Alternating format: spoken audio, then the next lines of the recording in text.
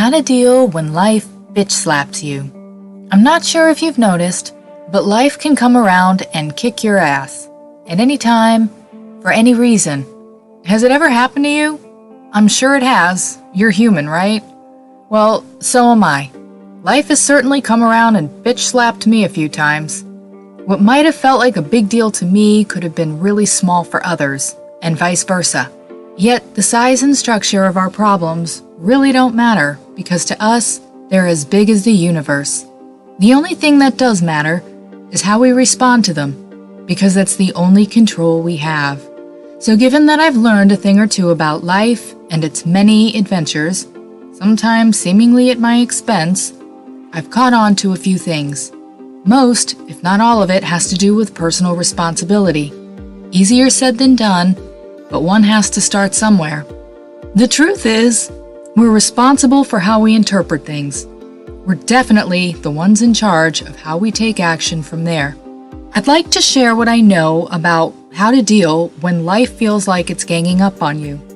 Perhaps you'll resonate with what I have to say and find yourself empowered, or at least somewhat enlightened by the time you're finished listening. Before I continue though, I just want to mention that I'm well aware that some problems are much bigger in scale than others. When life has kicked your ass in a major way, and you're looking at declining health, severe loss, and other catastrophes, I still feel these ideas may come into play, especially idea number 3. But I would never downplay anyone's pain by implying that we create our own reality. While I do feel that in many ways that can be true, I happen to know that without any deliberate contribution on our part, shit still happens, and sometimes it's pretty massive. I have total respect for those who deal with such issues and get through them with the heart of a warrior.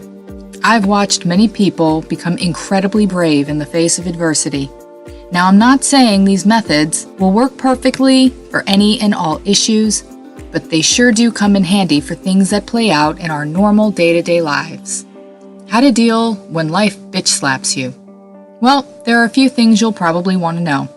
They all have to do with self-ownership. Once you decide to get real with yourself, as I've been doing, you start to see things from a far more expanded point of view. A limited perspective keeps us stagnant. There's no room for growth when we aren't willing to keep an open mind.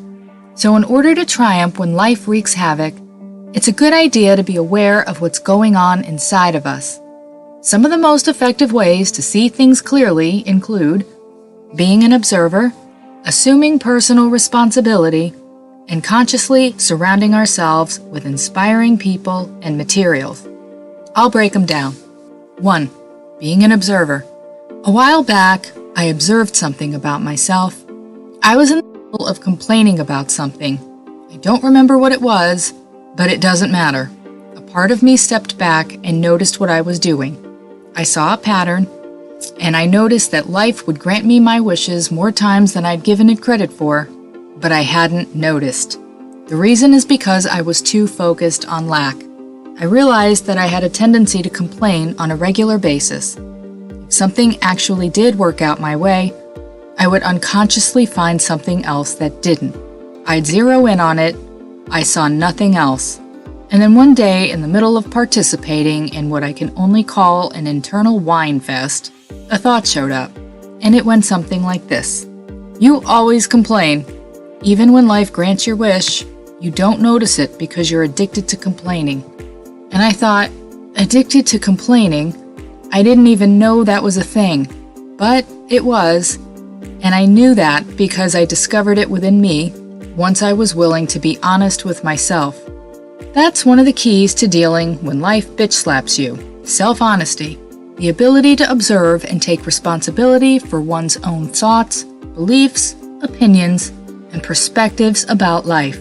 Once I recognized this pattern, only because I'd consciously observed it, I realized that I was my own worst enemy. Life wasn't screwing with me. I was simply focusing on what I normally paid attention to. And since what I normally paid attention to was on lack, that's what I saw. And that's why even when things did go my way, I didn't notice. I wasn't looking for what I wanted. I only noticed what I believed. I believed that life was against me, So I constantly conjured up proof of what I placed my attention on. Once I knew this, I was able to change the way I looked at things. It's still a work in progress. It'll always be a work in progress. But these days, I can see the blessings and gifts that would have otherwise escaped me. 2. Assuming personal responsibility. I learned a valuable lesson about what it means to witness your internal environment.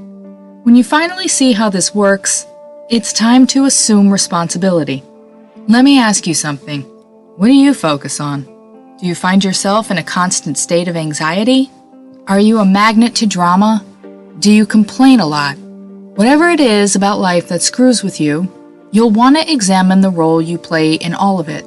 I had realized I had a lot to complain about because that's what lived inside of me, so I was never disappointed in that regard.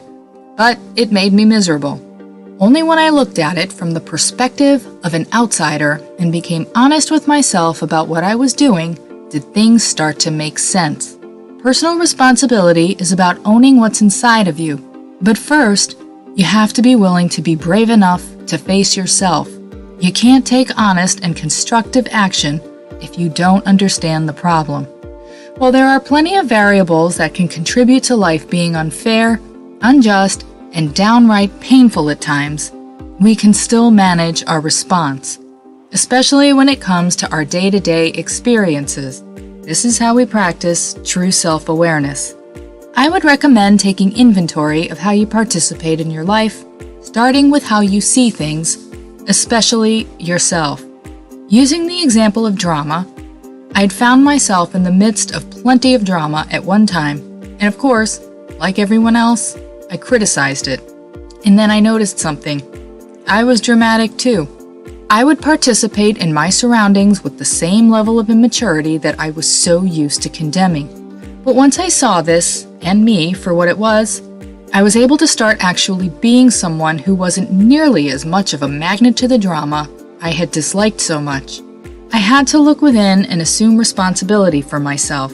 It only happened because I took the position of an outsider looking in and viewed myself as a character playing the role in the movie of my life. Try it and see what you discover about yourself. 3. Consciously surrounding yourself with inspiring people and materials. It is so easy to get caught up in our thoughts. Trust me, I speak from experience. I had once written about how I'd become entwined in a whirlwind of negative inner dialogue that overtook my attention. I happened to have been standing in my kitchen. I was getting ready to cook, which I happened to enjoy doing, and I allowed this dialogue inside my head to overtake me, and I actually had a physical reaction to it, all the while standing there, not cooking, until I stepped back and took a good hard look at what I was doing, and stopped it immediately. See, when we aren't aware of what we're thinking, we become those thoughts. They run our lives. Anxiety, depression, and an overall feeling of doom takes over. I feel that we carry our wounds within us throughout life. So to free ourselves, it helps to know what lives inside of us. This way, we become aware of who we really are and face it if we're brave enough to do that. In addition to discovering the power of witnessing our inner world and its influence on us, it's also important to surround ourselves with people and materials that are in alignment with who we'd rather be. I've personally found that when life bitch slaps me, it helps to place my attention on things that can expand my perspective or at least help get me out of a funk temporarily. Surrounding ourselves with inspirational people or materials offers us a different experience than the one we're currently immersed in. We become what we focus on. I'm not going to say that I have this whole thing completely figured out and mastered. I am a work in progress. I always will be. And I still have my issues. I work on them every single day. And along the way, I share what I've learned throughout my journey. The idea is that perhaps you'll recognize a bit of yourself in my stories and examples, and maybe you won't feel so alone on your own journey. Maybe the tools I share with you will come in handy, or you'll have your own to share with me in the comment section. Life bitch slaps us when we aren't looking. It seems to kick our ass with no good reason. But while we may not be able to fix everything that happens, or even understand the big picture, we can discover more about ourselves and possibly gain some clarity about how we contribute to at least some of the events that play out in our lives. Armed with such knowledge, we can then use discernment and find out how to take action from a place of awareness, as opposed to rendering ourselves as constant victims of our own lives. Now, before I wrap this up, I just want to mention that I was actually in a huge funk pretty much all day. I've already recorded this audio once, and it didn't work out right. And that, along with several other things, just got me down and out. And I remembered everything that I had said here in the first recording. So sure enough, I realized I hadn't eaten anything, and it's never a good idea to even try to get yourself out of a bad mood when you're low in glucose and you just haven't taken proper care of yourself. I've also written about using well-being as a tool to cope with any form of adversity. So my husband happened to mention, he reminded me that we had some protein powder. I have an organic plant-based protein powder in the cabinet, and I made myself a very healthy green smoothie and realized that all I really needed to do was follow everything that I put in this audio recording and practice it. And sure enough, here I am, re-recording this audio, having taken steps to correct the problem that screwed up the first audio. And so I should probably let you know that it's proof that even when life does bitch slap you or you feel like you're in a funk, just taking some kind of constructive action can change your outlook, even if it's for a little while. I hope this helped you. I hope that if you find yourself in times of adversity, you listen to this and take some of the actions that I put in here. Maybe they'll do something great for you. I'd love to hear what you think in the comment section, and if there's something you want me to talk about in one of my videos, let me know. Until next time, take care.